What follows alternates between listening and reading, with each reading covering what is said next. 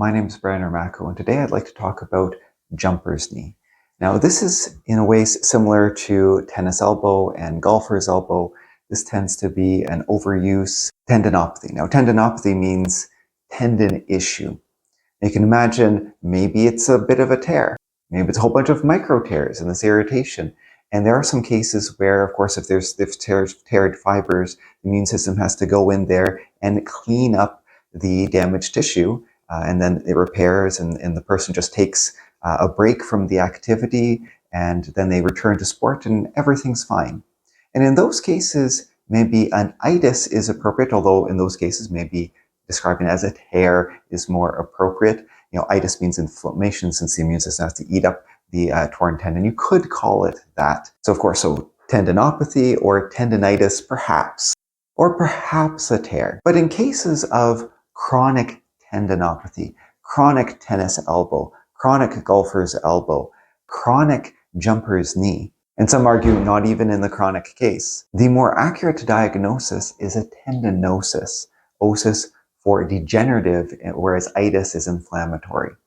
Because when we look at these tendons, particularly in the more chronic cases, these tendons are weakened and they don't really have good collagen in them. And they're swollen. And when we see increased flow, because sometimes on ultrasound you can turn on Doppler and you see increased flow, increased flow isn't from inflammation, it's from hyperemia. Over time, there's increased blood flow and there's more pain receptors. And again, it's thickened, weakened, swollen, and the quality of the fibers is lower. And you know what? These tendinoses don't always occur in people who are just overusing it. It can also be an underutilization. You can imagine this is a mismatch between use and upkeep. So someone who's not active at all, maybe all of their tendons become like this. The body's like, well, why am I wasting all these resources upkeeping all of your tendons? And so all of their tendons start to become weakened and weakened and weakened and weakened. And of course, you have the other case where someone starts to be more active and the body's upkeep just isn't keeping up. Regardless, you end up with one of these chronic tendinopathies, or an on and off tendinopathy, this chronic tennis elbow, chronic golfer's elbow, chronic jumper's knee. And of course, in the person who doesn't do anything, they have these tendinoses, and maybe it's a little painful to do some motions, but they don't necessarily know the extent of the weakness until they end up with a major tear because it's a weakened tendon. So the case I have today, a relatively young woman, I think in her 30s, she has on and off knee pain. And, she's not doing jumping exercises, but, she's doing squats and lunges. And every time she does a lot, she gets knee pain, right at the tendon, right at the tibial tuberosity. And this isn't to be confused with Osgood-Schlatters disease, which has to do with teen boys, but it is right at that tibial tuberosity, right where the tendon meets the bone, where she has her symptoms. And she takes a little break and then it's fine. And then she starts exercising again and then starts to push it a little bit more and it comes back. And you would think with exercise, this should get better, but it's been persisting, month after month, year after year. So I did do ultrasound on her knee.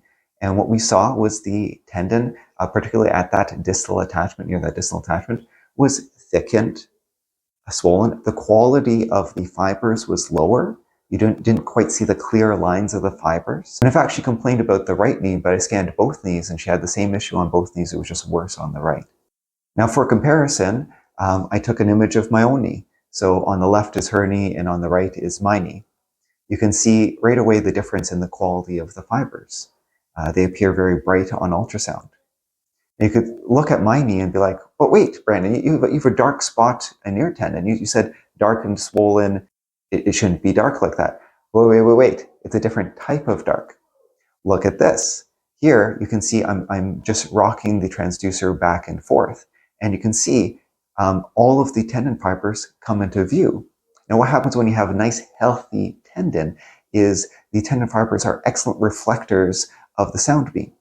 So if the tendon bends at all, the sound beam hits it, reflects off into the middle of nowhere and doesn't return to the transducer, and the tendon looks dark. So in fact, my tendon looks dark just in the right spot that I expect it to look dark. And of course, to get a full evaluation, I have to rock the transducer. Look at her tendon again. It's not dark where it's supposed to be dark, and and where it's supposed to be bright, it's dark. So her tendons aren't creating that imaging artifact. It's called anisotropy.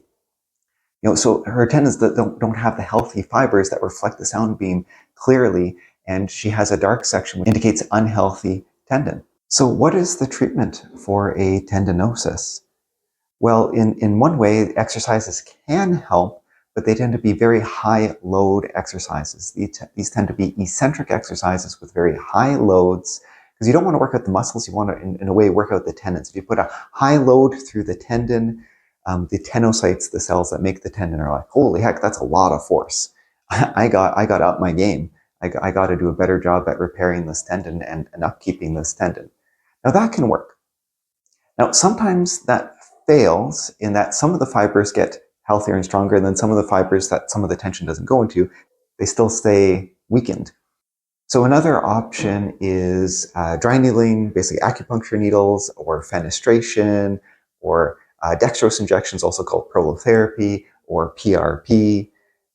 All these things have roughly the same success rate, particularly in cases where exercise has not been that successful. Even more particularly if you're using needling, if you're using ultrasound guided needling, so you can really get the needles exactly where the weakened tendon is. Now, I find it awkward to do ultrasound guided needling.